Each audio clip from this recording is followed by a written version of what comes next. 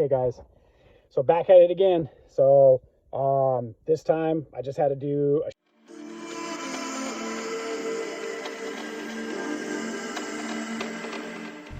all right guys, here we go. Initial test on the first drive on the new gears.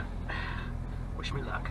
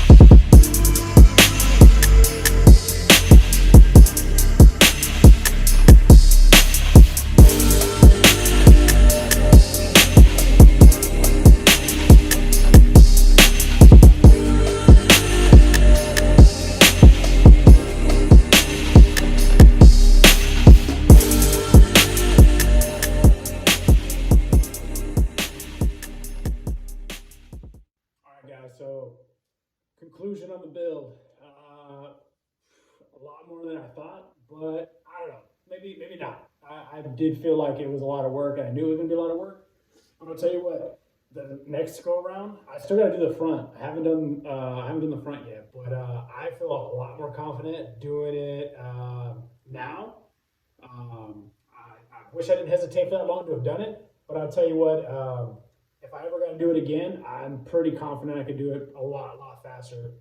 It took me a while. It definitely ended up probably being a little bit more costly than I wanted to, but that's only because of the tow. To be honest with you, if it didn't get towed, I think in total, just the rear, and I bought the set off at eBay, was like less than $500. And that comes with like all the seals, all the bearings, all that stuff like that. But buying just for the rear, I'd say like it's about $200, I think. And I'll put in the link of what I bought exactly off the eBay. Now looking at motive gear, when I had to put in, I believe it was the pinion. It's like the pinion.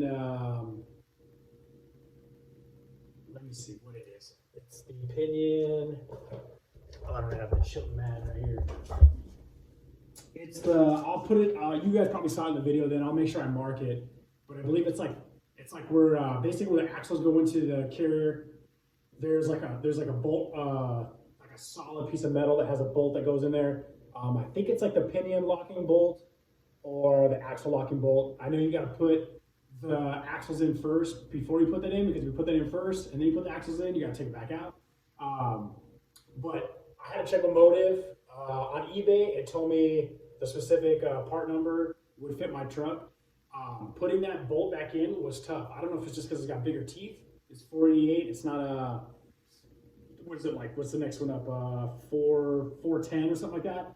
You know what I mean? It's some big teeth on there. So I had to like literally like chisel that bad boy in. So it was pretty sketchy. I was like, I don't think I'm supposed to do this. And looking at motivegear.com, they actually gave me a different part number, which I'll put as well. But I just went for it. I said, hey, it fits, it fits. That's the kind of the luck of the draw when you do eBay.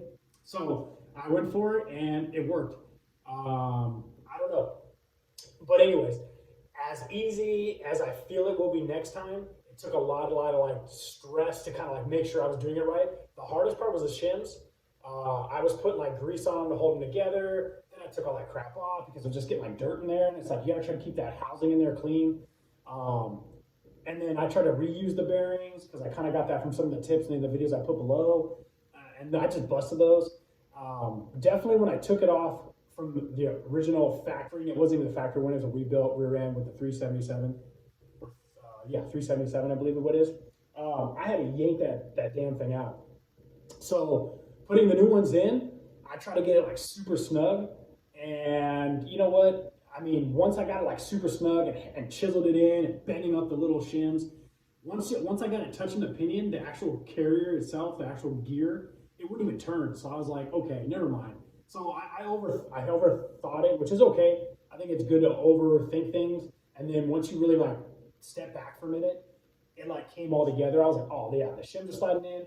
I messed up on, well, I didn't mess up, but when I was checking the pinion depth, I was able to pull it back out, no problem with like a crowbar. Just be careful, you don't want to drop that thing, you know what I mean? Because those gears can break. But I mean, after I stopped messing with the shims, everything started to fall into place.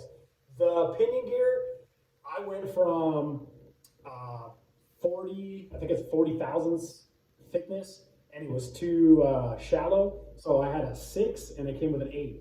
And I don't see anybody stacking the shims on there, so I just went with a single shim. And instead of doing the 6, I went to the 8. And the 8, like I showed you in the video, I didn't get a gear pattern on every single teeth from the pinion. So I mean, I just was like, okay, I see it. Sometimes it would hit, it would be in there just right, like smack down the middle. I don't know. Sometimes, like I said, overthinking this stuff, especially when you do it your first time, you know, what are you gonna do? You're gonna live and learn. But I'll be honest with you, even with the toe, when I do the front, I'm still probably saving like $400 because, like I said, the set of gears with all the seals and everything is like probably $200. The whole set was like $500. Probably save more obviously when you go, you know, buy the whole set. Buying a spare bearing to do the setup on the pinion was like $20. Even buying a new seal after messing up this one, like $15. Gear oils like $10. So I probably went like 3 is the maximum, but obviously, you know, having to redo it, I probably went like on 5, so it's like $50. So I mean, I'm trying to do the math in my head here. I think, and I'll probably do a little scroll down right here. I'm thinking it's like $500-600 or something like that to do your rear end. To do both of them and knowing what I know from this time for next time, when I do the front, should be a lot easier because I've already kind of torn that by accident. Don't even ask me how I know that, but I did. And knowing what I know now, I don't think I'm going to spend that much more. So I'm probably still, even if you added on the $400 I took from the toe, I'm probably close to like $1,000. And then with the added gear and everything in there, another $200 or something like that. So I'm probably like just shy of like maybe $1,200-1,300. And to go to my local off-road shop, which supports your local off-road shop, even though I did it myself, so I'm not really supporting them. I'm still saving like $400. They're going to charge me for the front and the rear $1,600.